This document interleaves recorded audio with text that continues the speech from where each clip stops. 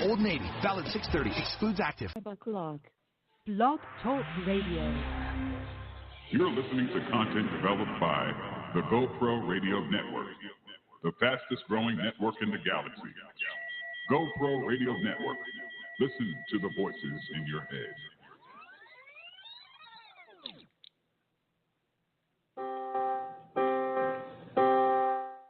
Are you ready for this?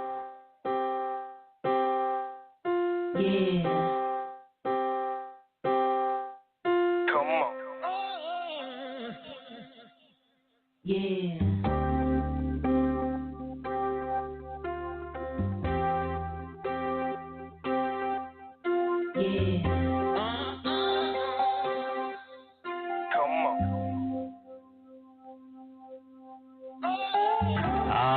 Good evening, good evening, good evening. It's Wednesday, June 22nd, 2016, and welcome to the BCS Experience. History, arts, culture, and politics in review and discussion. I'm Byron C. Saunders, your host with the most. The BCS Experience takes a look at our rich history, African American history. We're going to share with you some known and unknown historical facts and information from the past and connect the dots on how they have impacted on our present day events and how they will definitely shape our future as African Americans in this country and around the world. The BCS Experience, history, arts, culture, politics in review and discussion. This is internet radio and will be aired live every Wednesday from 5 to 6 p.m. from the studios of the Iron Metropolis Images on the GoPro Radio Network.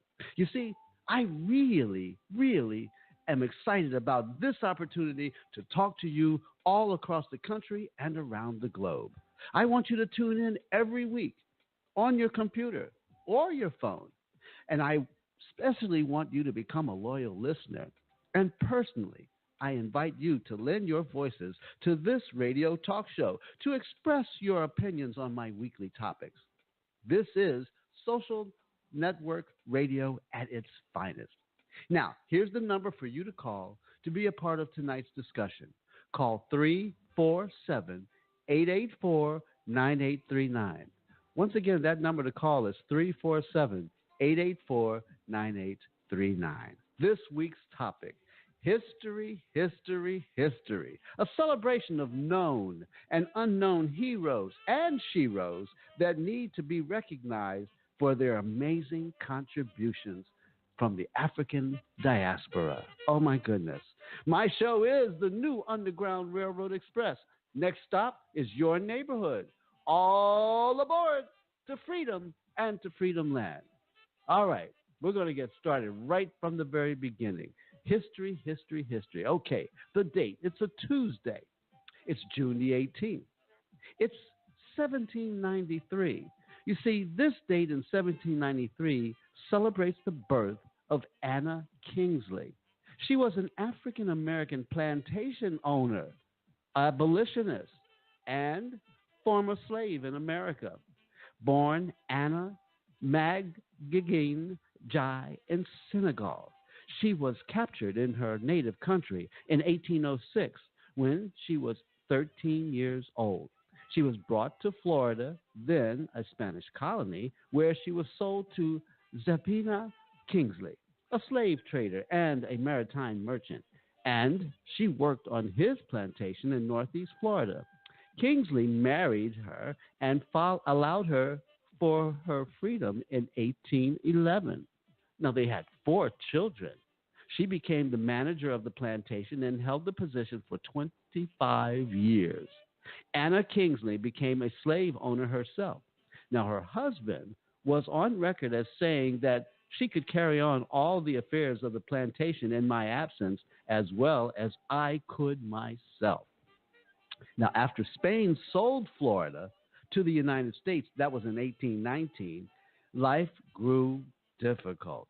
The United States laws concerning freed blacks were far more restrictive than those of Spain, and Kingsley's status as a freed slave and landowner were threatened. Plus, her interracial marriage was unacceptable in the new United States of Florida.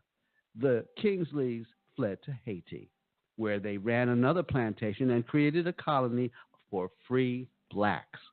Now, after her husband's death in 1843, Kingsley returned to Florida, where she the courts to claim the land left to her and her children in his will. After a very difficult court battle, some of his white relatives had contested her claim. Kingsley won the right to her inheritance. Her skill at running a plantation and her battle for property rights made her a celebrated and influential figure in the free black community of northern Florida. Anna Kingsley died in 1870. Now, I bet you didn't know that story. That's a story of major significance because when you think about plantation in the South, you never think about blacks owning a plantation, set up a plantation where she actually owned slaves as the wife of a white person, had children by him, and then ultimately set up a plantation for freed blacks. Wow. See, that's American history. That's African American history. And that's a history that needs to be told so that you understand just how involved we are, the heroes and the sheroes that are right here in our country. Okay, we're going to keep right on going. I want to hear from you. I know you didn't understand that story, and you probably never heard that name before. So let's connect some more dots and make sense out of it all. Call me. Let's talk. 347-884-9839. All right. See, tonight I have very special guests joining us. Joining us in the GoPro studio this evening is you, my listening audience. See, with another opportunity to appreciate our rich cultural and ancestral history and learn how it impacts on our lives today. So this is tonight's story on the BCS Experience. History, history, and even more history. I want to hear from you. Come on, talk to me. Call me up. Let me know that you have heard some of these stories and maybe even share some of your own history with the rest of the global community on the GoPro Radio Network.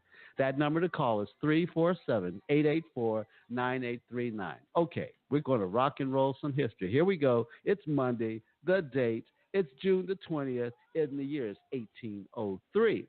You see, the birth of Maria W. Stewart in 1803 is celebrated on this date. She was a black abolitionist, feminist, author, and educator. Maria W. Stewart was born in Hartford, Connecticut as Maria Miller. Her parents' first names and occupations were not known. Stewart was orphaned by age 5 and became an indentured servant, serving a clergyman until she was 15. Now, she attended Connecticut Sabbath schools and read a lot in the clergyman's library, teaching herself how to read and comprehend. And when she was 15, she began supporting herself by working as a servant. Well, in 1826, she married James W. Stewart, taking not only his last name, but also his middle initial. Her husband, a shipping agent, had served in the War of 1812 and had spent some time in England as a prisoner of war. With her marriage, she became part of Boston's small, free black middle class. Stewart became involved in some of the institutions founded by that black community, including the Massachusetts General Colored Association, which worked for immediate abolition of slavery. Her husband died in 1829. Now, the white executors of her husband's will took the inheritance he left to his widow from her through long legal action, and she was left without funds. Black abolitionist David Walker had inspired Stewart, and when he died 6 months later, she went through a religious conversion in which she became convinced that God was calling her to become a warrior for God and for freedom and for the cause of oppressed Africa. Stewart connected with the work of abolitionist publisher William Lloyd Garrison when he advertised for writings by black women in his newspaper, The Liberator. In 1831, Garrison published her first essay, was Religion and the Pure Principles of Morality as a Pamphlet. Stewart's name was misspelled as Steward on the initial publication. She also began public speaking at a time when religious bans against women teaching prohibited women from speaking in public, especially to mixed audiences that influenced and included men. Frances Wright had created a public scandal by speaking in public in 1828. You see, in her first address in 1832, Stewart broke and spoke before a woman-only audience at the African American Female Intelligence Society, an institution founded by the Free Black Community of Boston. Speaking to that female black audience, she used the Bible to defend her right to speak and spoke on both religion and justice, advocating activism for equality. The text of the talk was published in Garrison's newspaper on April the 28th, 1832. And on September 21st, 1832, Stewart delivered a second lecture, this time to an audience that also included men. She spoke at Franklin Hall, the site of the New England Anti-Slavery Society meetings. And in her speech, she questioned whether free blacks were much more free than slaves, given the lack of opportunity and equality. She also questioned the move to send free blacks back to Africa. Garrison published more of her writings in The Liberator. He published the text of her speeches there, putting them into the ladies' department. And in 1832, Garrison published a second pamphlet of her writings as Meditations from the pen of Mrs. Maria W. Stewart. On February 27, 1833, she delivered her third public lecture, Africans' Rights and Liberty, at the African Masonic Hall. Her fourth and final Boston lecture before moving to New York was a farewell address on September 21st, 1833, when she addressed the negative reaction that her public speaking had provoked, expressing both her dismay at having little effect and her sense of divine call to speak publicly. In 1835, Garrison published a pamphlet with her 4 speeches plus some essays and poems, titling it Productions of Mrs. Maria W. Stewart. These inspired other women to begin public speaking. And in New York, Stewart remained an activist, attending the 1837 Women's Anti-Slavery Convention. She supported herself teaching in public schools in Manhattan and Brooklyn, becoming an assistant to the principal at the Williamsburg School. She was also active in a black women's literary group and supported Frederick Douglass's newspaper, The North Star, but did not write for it. Stewart moved to Baltimore in 1852 or around 1853, and apparently after losing her teaching position in New York. There she taught privately.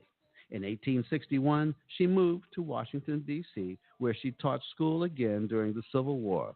And one of her new friends was Elizabeth Keckley, a seamstress to First Lady Mary Todd Lincoln. And during that time, Stewart was appointed to head housekeeping at the Freedmen's Hospital and Asylum in 1870.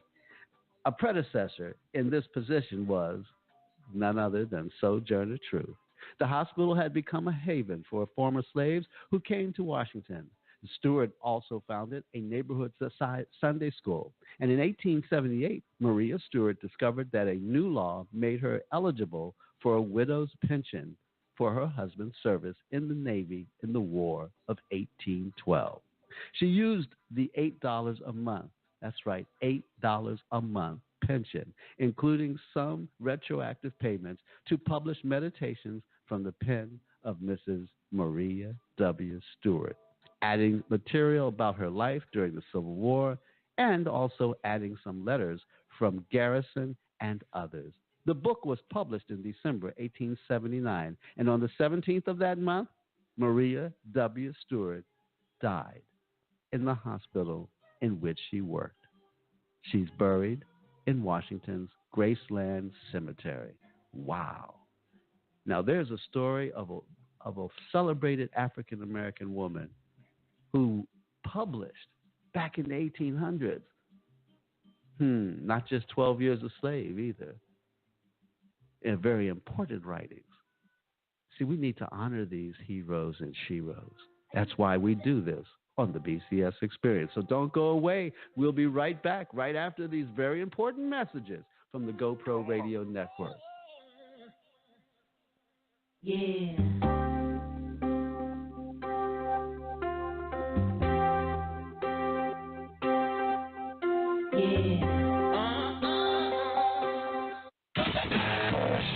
You're listening to content developed by the GoPro Radio Network, the fastest growing network in the galaxy.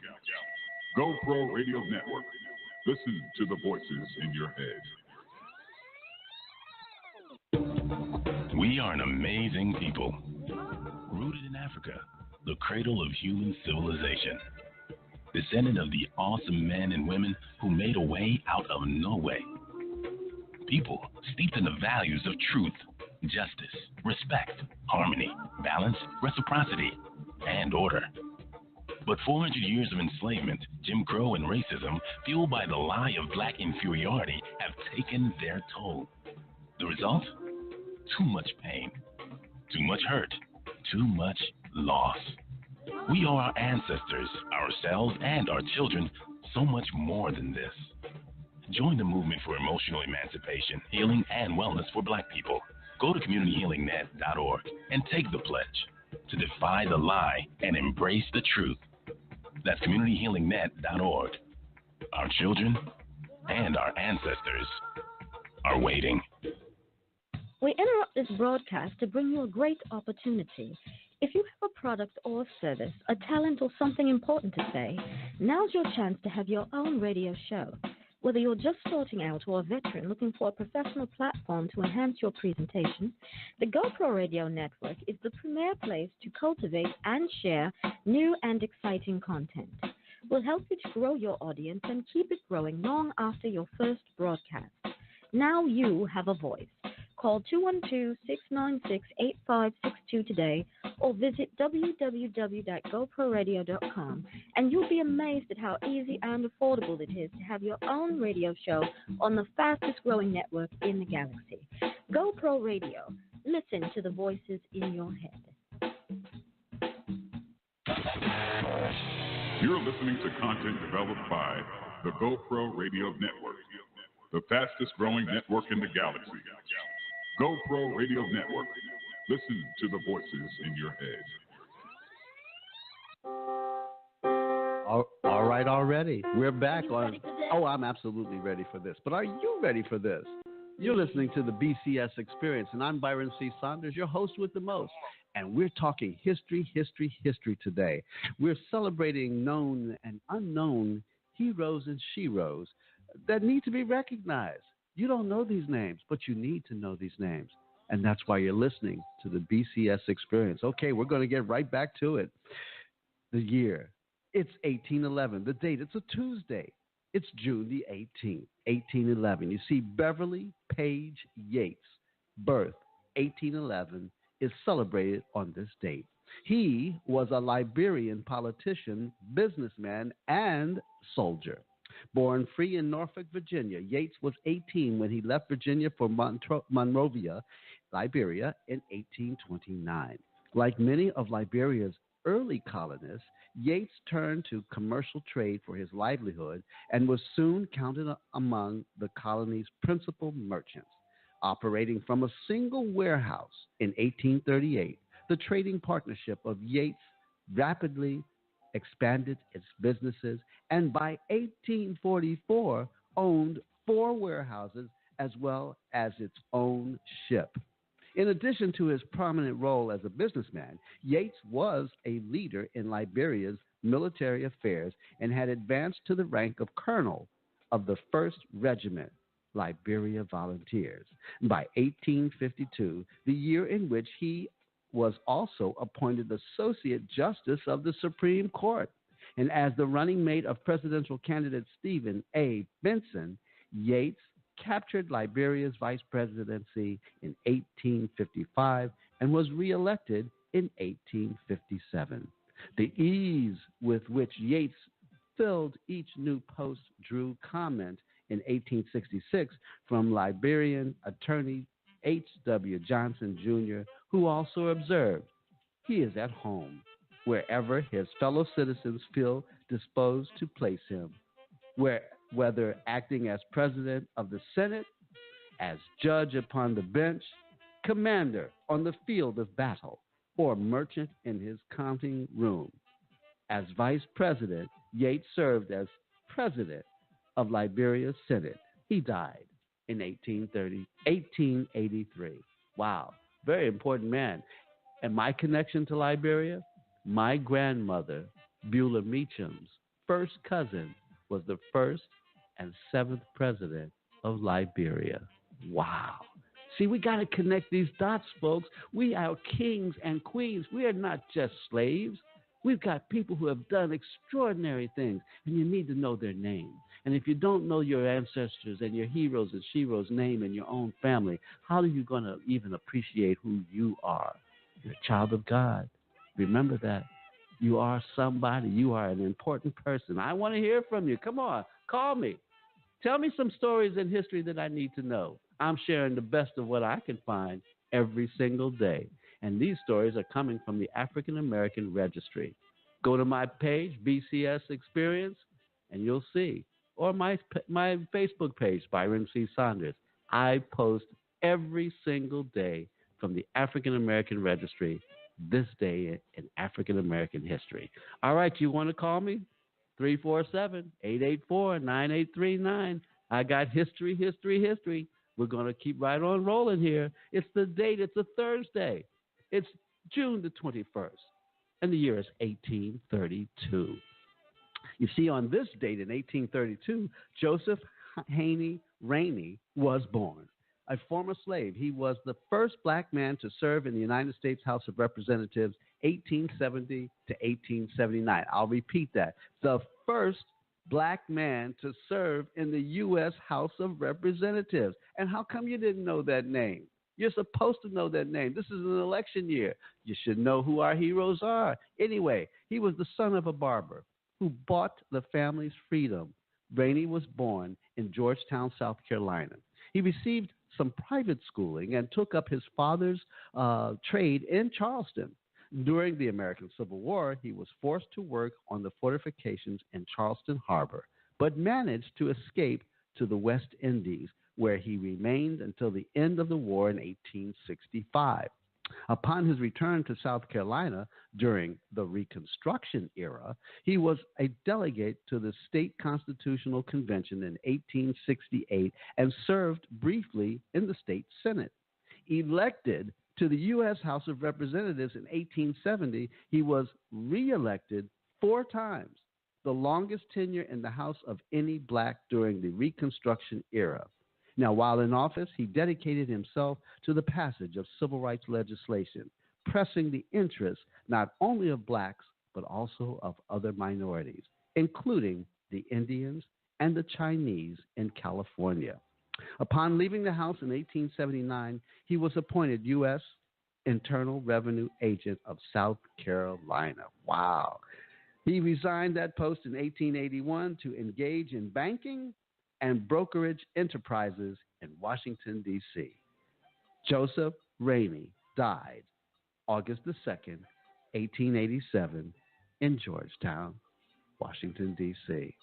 Wow. America's first black man to serve in the U.S. House of Representatives, 1870 to 1879. That's right, Joseph Haney Rainey. Wow. Okay, we keep right on rolling. More of the heroes and sheroes. The date, it's a Monday. It's June the 19th, and the year is 1865.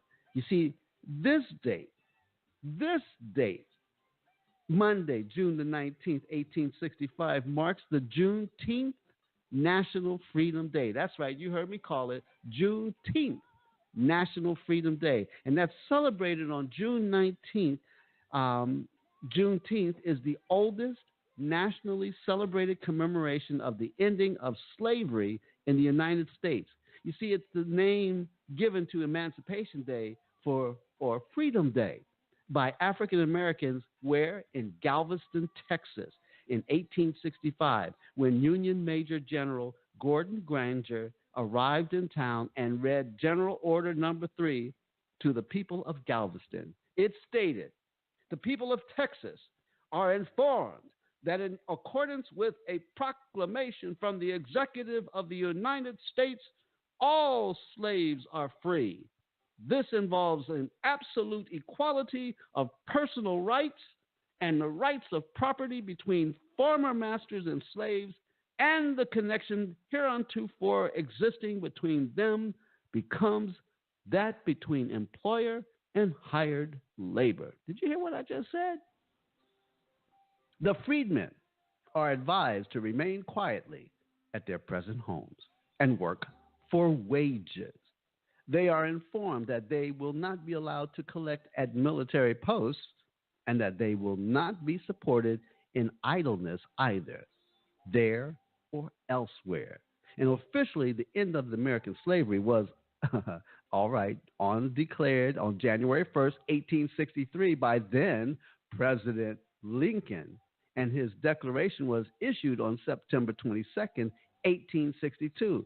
So you're asking, well, how come it took so long between 1863 and 1865 between the Emancipation Proclamation and the people of Galveston, Texas, or state of Texas, to be freed?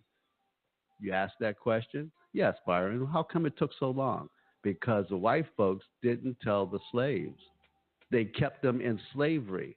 You want to know why today Texas is still so screwed up? Here's one of the reasons. Juneteenth celebration, and they deliberately kept the slaves in slavery for 2 extra years as a result of not telling the slaves they had already been freed. Wow. That's some vile evilness. That's why Texas is in such big trouble today. They're really screwed up down there.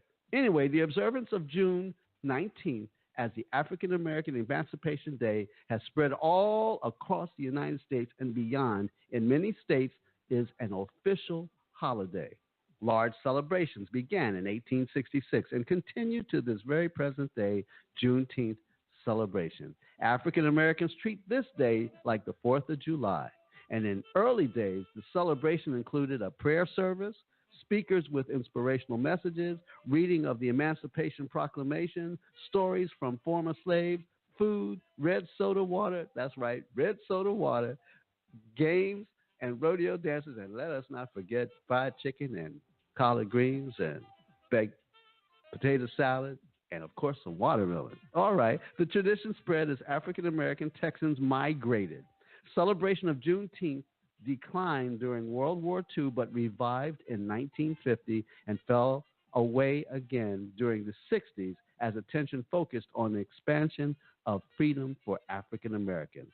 You see, in 1976, after a 25-year hiatus, House Bill number 1016 passed in the 66th legislature, declared June 19th Emancipation Day in Texas, a legal state holiday, effective January the 1st, 1980, and the celebration of Juneteenth continues.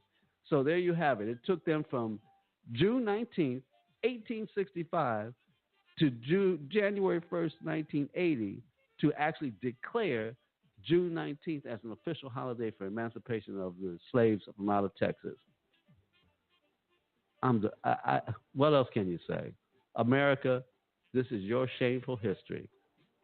This is your shameful history. This is how you messed us up in this country as African Americans. Freeing us and then don't tell us that we've been free. I don't know. Anyway, I want to hear from you. Come on, call me. Let's connect some dots and make sense of it all. Did you celebrate Juneteenth? Did you have your watermelon that day? Did you know that you were supposed to read the Emancipation Proclamation again on Juneteenth? Okay. Call me, 347-884-9839. Let's keep rolling out the history. The date, it's a Sunday. It's June the 18th, and the year is 1899. Now, you see, on this date in 1899, an African-American patented the baby buggy. Oh, yeah. Toys R Us, Babies R Us, Y'all ain't got nothing on us. We were the ones who patented the baby buggy back in 1899. It was that day William H. Richardson walked it to a Baltimore patent office that changed the baby carriages. It was his idea to use a special joint to allow a bassinet to be turned to face the operator. He created the first reversible baby carriage, and several changes were made that allowed his carriage for the wheel to turn individually, which meant that the vehicle could turn 360 degrees in a smaller turning radius. White English architect William Kent invented the baby carriage in 1733 for the third Duke of Devonshire's children. Now, many of Richardson's design modifications are still in use today. So what's that, Krakow or whatever that company is? Y'all stealing that patent from this man? Did y'all pay him for his patent? All right. I'm asking the question because you know how capitalism steals from us. All right. We're doing history right here on the BCS Experience on the GoPro Radio Network. I got more. Come on back and I'll share some more amazing heroes and sheroes from the African American diaspora.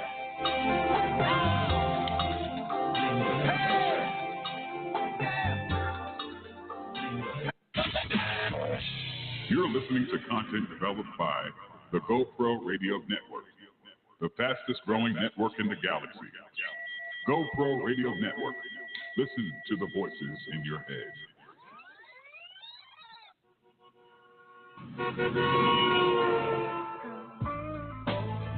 We interrupt this broadcast to bring you a great opportunity.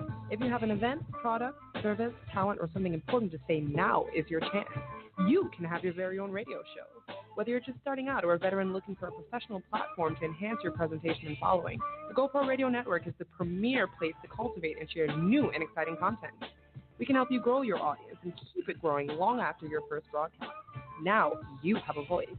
Call 212-696-8562 or visit www.goproradio.com, and you'll be amazed at how easy and affordable it is to have your very own professional radio show on the fastest growing network in the galaxy.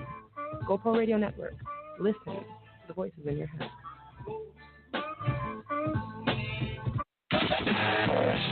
You're listening to content developed by the GoPro Radio Network, the fastest growing network in the galaxy.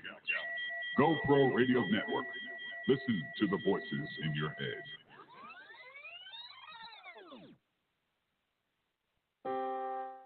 All right, already. Hey, we're back. You ready for this? I am so ready for this, but are you ready for this? We're on the BCS Experience. I'm talking history like I do every week on Wednesday from 5 to 6 p.m. on the fastest growing network in the galaxy.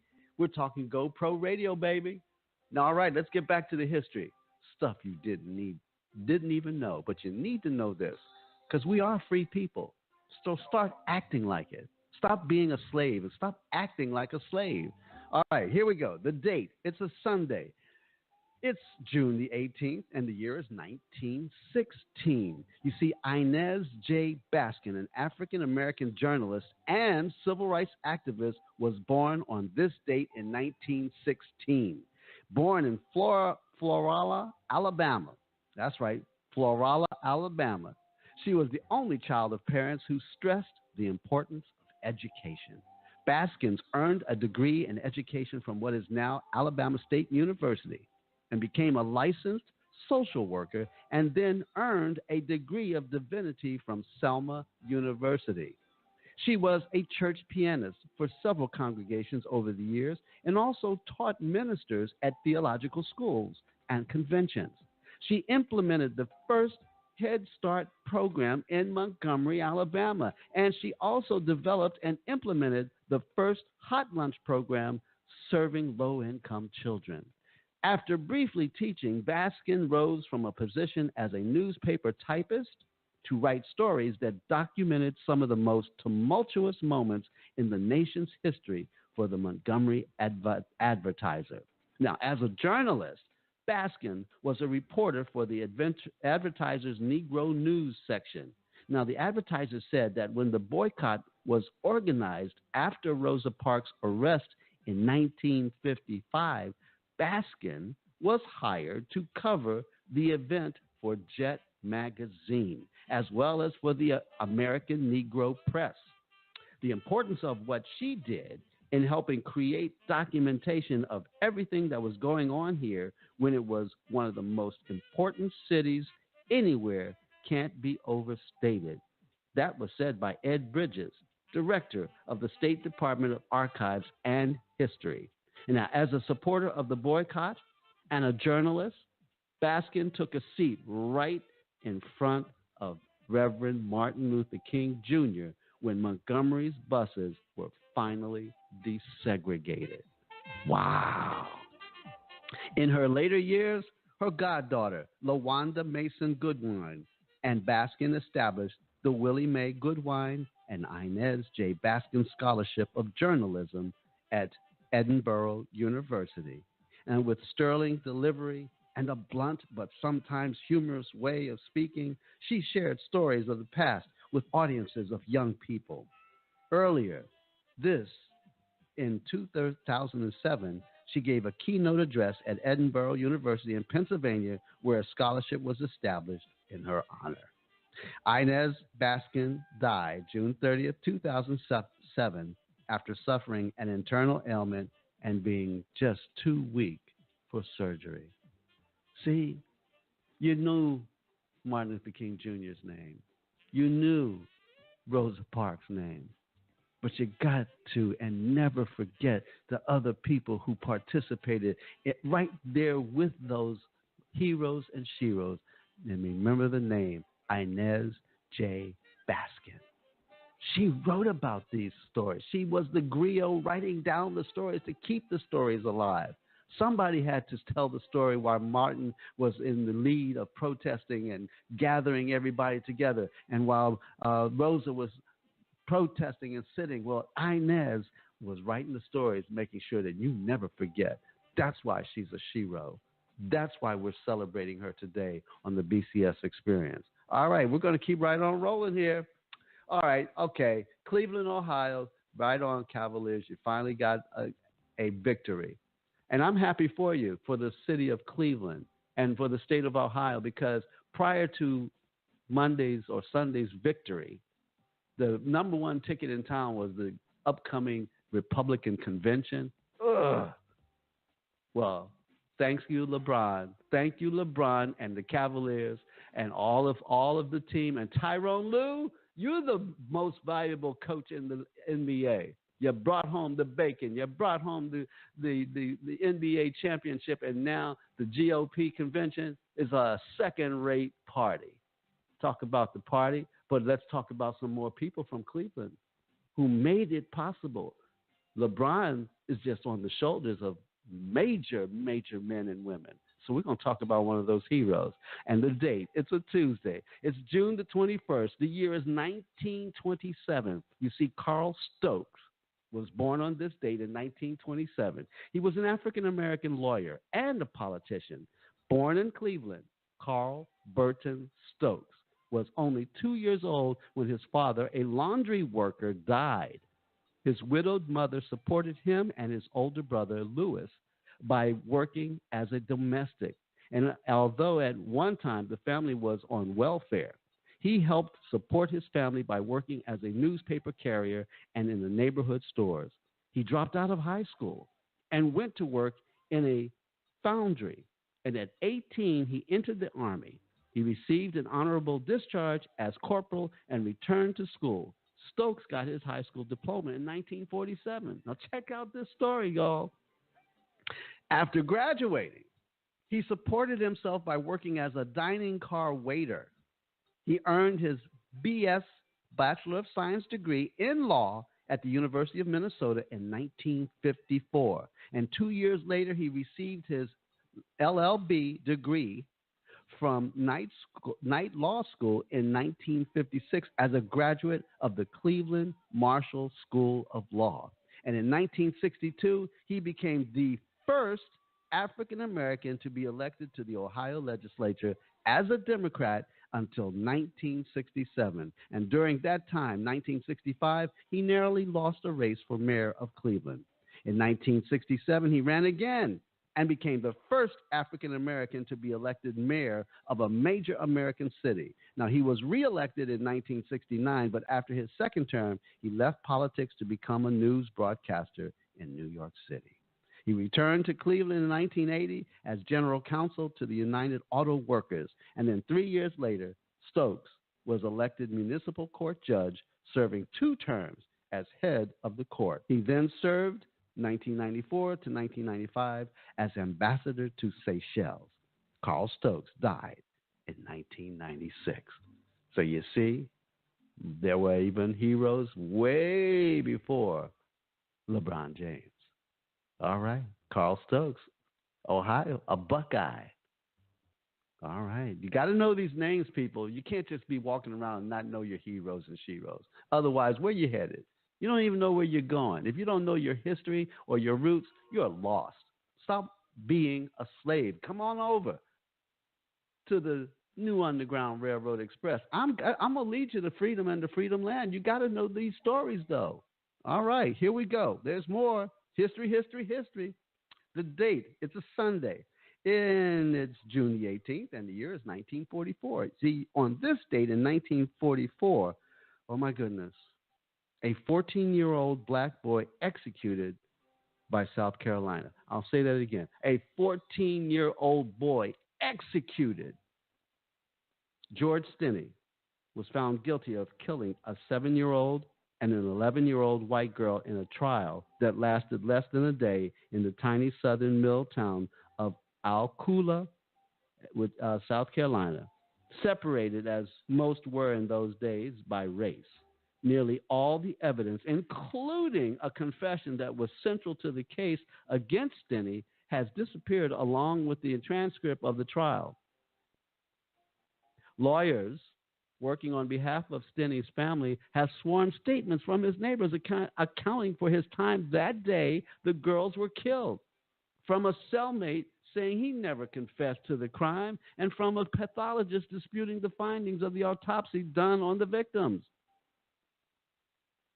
In 2014, the decision whether to give an executed child a new trial will be in the hands of Circuit Court Judge Carmen Mullen. Experts say it is a long shot. South Carolina law has a high bar for new trials based on evidence that could have been discovered at the time of the trial. Also, the legal system in the state before segregation often found defendants guilty with evidence that would be considered scant today.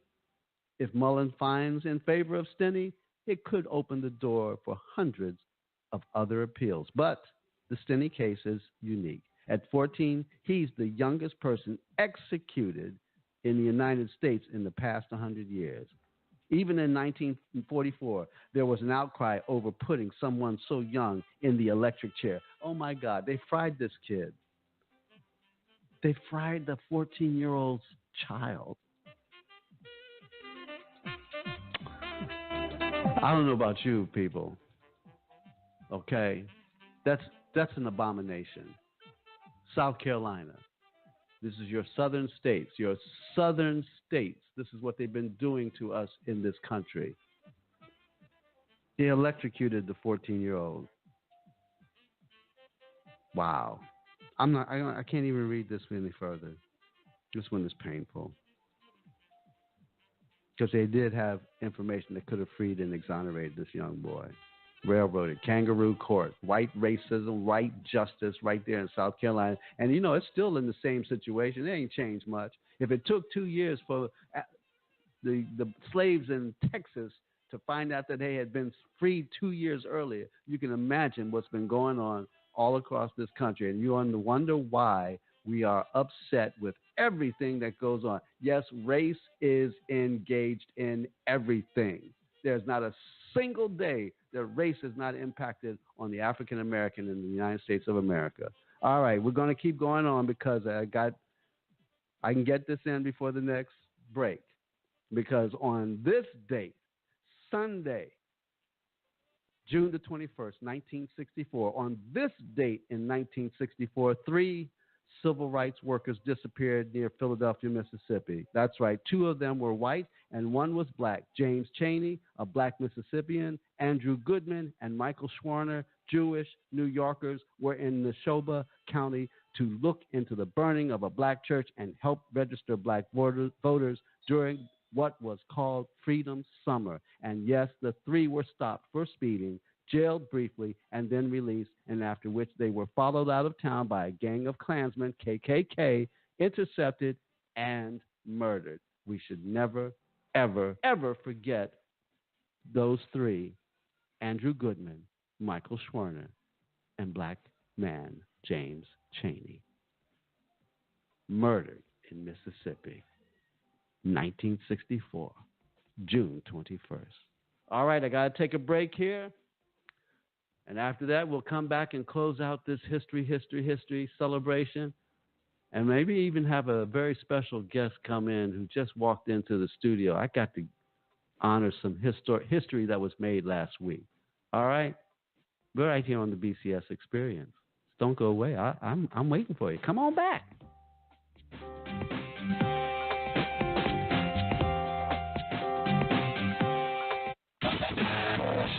You're listening to content developed by the GoPro Radio Network, the fastest growing network in the galaxy.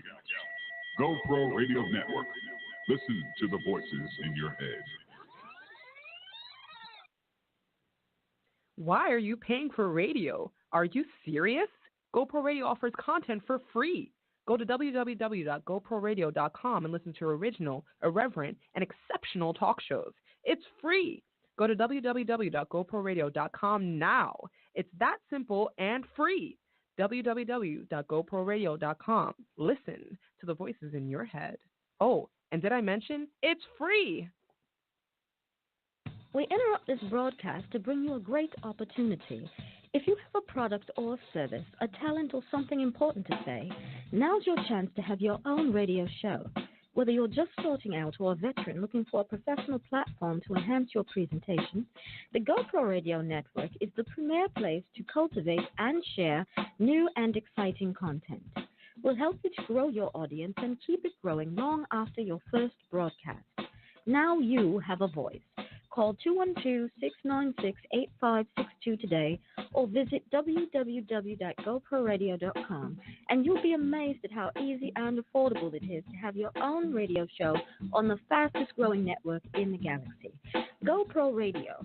Listen to the voices in your head. You're listening to content developed by the GoPro Radio Network, the fastest growing network in the galaxy. GoPro Radio Network. Listen to the voices in your head.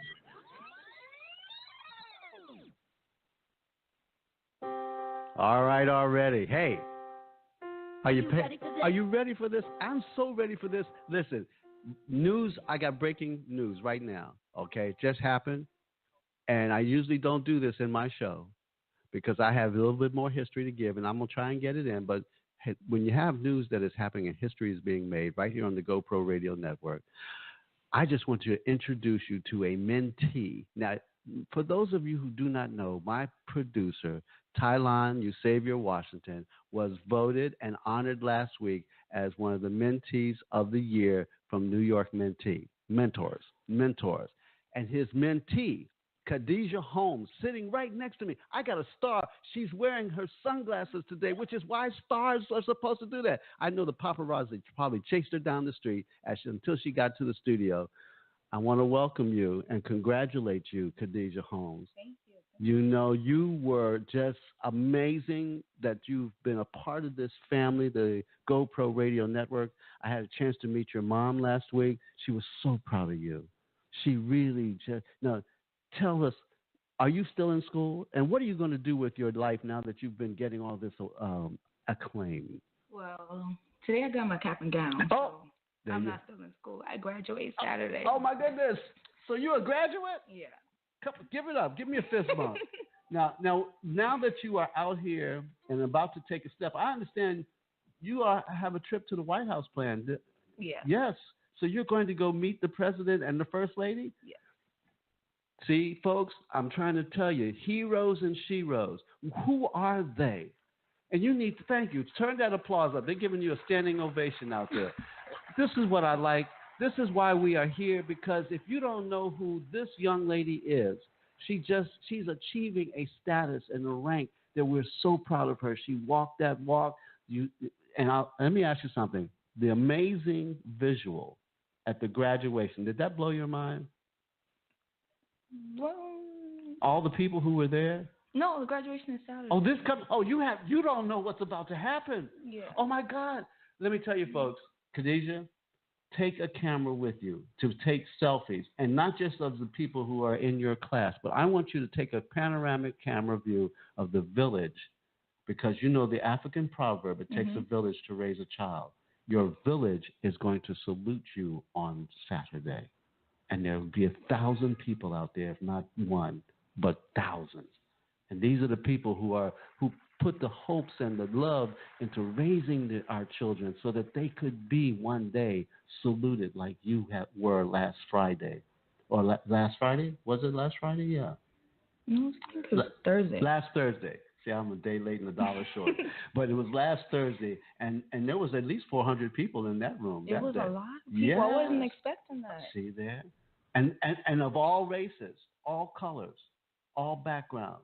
You see, and it was really nice. That was a beautiful statement just because of your achievement. And thank you. Hallelujah. Hallelujah. Okay. But now, Khadijah, what do you want to do with your life? Tell us what's next. Well, for right now, I just want to just get a job and enjoy summer. But okay. I want to go to the Air Force. I want to be a technician. You want to be a technician in the Air Force? We need that. Yes, we do. Now, you know the Air Force Academy is in Colorado. You serious? I'm serious. I didn't know that. Well, I don't mind traveling. No, you don't mind traveling? Nope. Then let me tell you how you're going to get to Colorado Air Force Academy and be one of the few women, African-American women, on that campus. You need to have a U.S. Congressperson write your letter of application. I'm serious. Okay, Tylon, you're being the mentor of the year. This is how it's done, because I went to a military academy in the high school. But you need a U.S. Congressperson to write your letter of introduction on your application. Well, because this is, let me tell you, when you go into the academy, you come out with bars on, not just as a corporal or airman. You come out as a captain or a lieutenant in whatever the ranking is. And that's a high-paying job, okay? Not just a technical job. You can get the technician's job, but you're smart enough to go even beyond that. And I was just reading about some of the women and heroes and sheroes that far exceeded the expectations of their own. You're on that path. Don't look back. Now that you've been a mentee, guess what? There's someone who looks up to you as a mentor. You've got someone you're supposed to bring to the next level. And we're trusting and expecting you to be the great, great, great person that you already are, but even be more. So go for it. Reach for the stars. And thank you for, she's shy, ladies and gentlemen. I had to almost drag her over here. And she said, can I keep my sunglasses on? Of course you could keep your sunglasses on. I'd put my sunglasses on if I had, they're not in there. But definitely, a star meeting a star, I am impressed. Anyway, Khadijah, thank you. That's called a rim shot, by the way. Thank you, Khadijah Holmes. Congratulations to your mom and your family. Y'all did really well. Okay, now stay with me, because I got to read this next piece of history, which was very important. As you know, I just talked about the 3 that were killed in Mississippi, Goodman, Cheney, and Schwerner. But it was that case and the diligent work of SCLC, SNCC, and Fannie Lou Hamer and Martin Luther King Jr. that on this next date, it was Friday, June the 19th in 1964. Notice it was, the date in 1964, Congress passed the Civil Rights Act. Okay, John F. Kennedy had argued for a new Civil Rights Act during the 1960 presidential election, But for the next 2 years, over 70% of the African-American vote went to Kennedy. The new president did nothing to promote this legislation.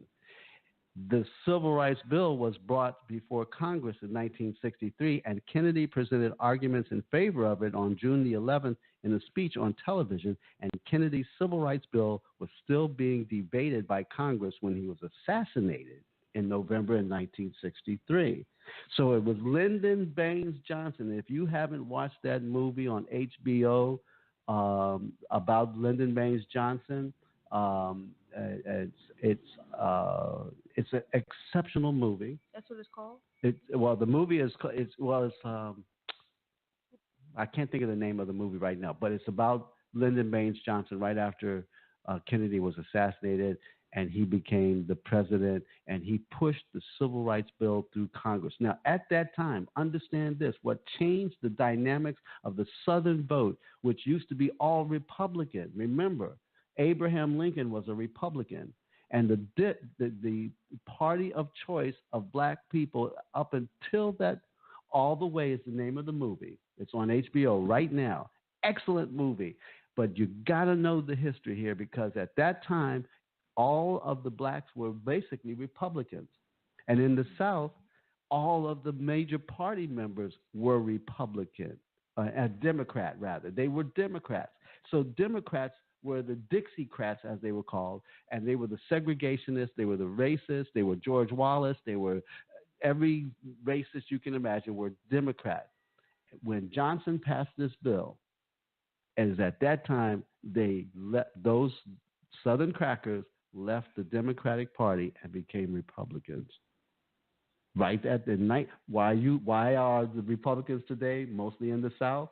They were formerly Democrats. And it was because that Civil Rights Bill was passed in 1964 that Johnson pushed through. And watch that movie All the Way. Now, you know what's interesting, Tyon, about that movie is this.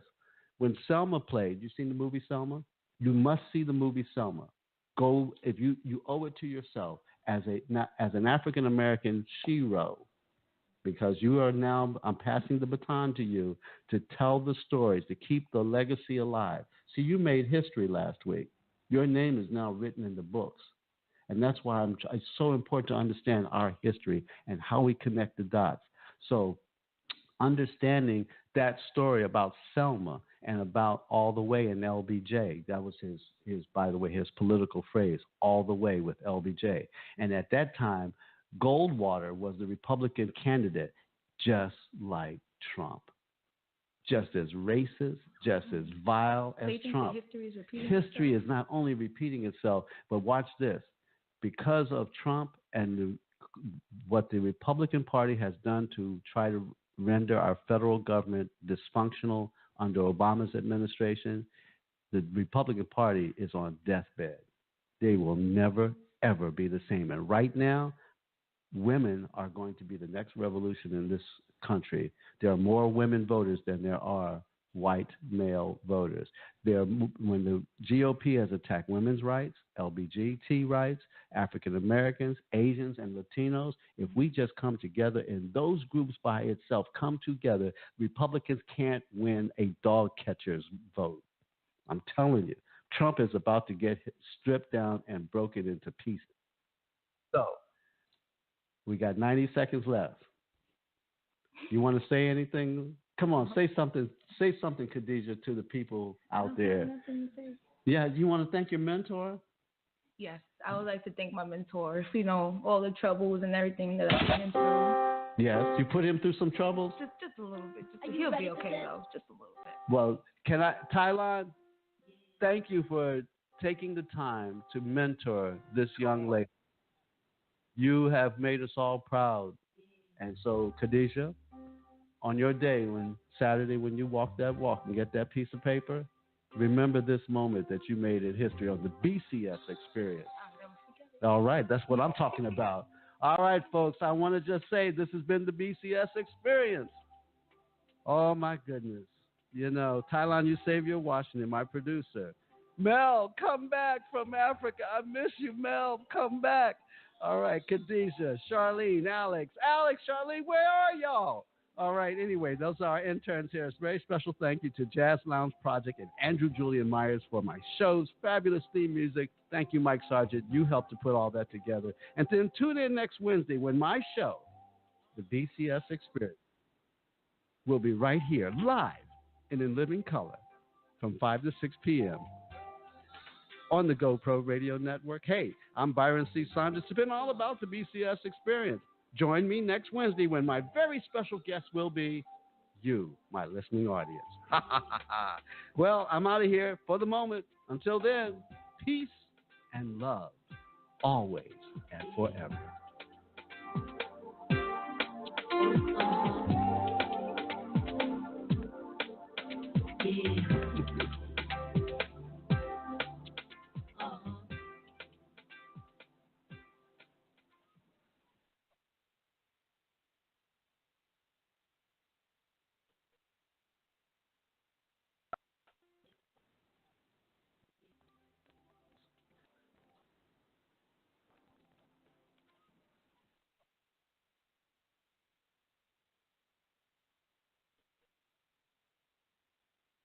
When you don't go to Geico.com, car insurance can seem intense. Like breakup R&B intense. I thought you said you loved the sweater that I got you. If you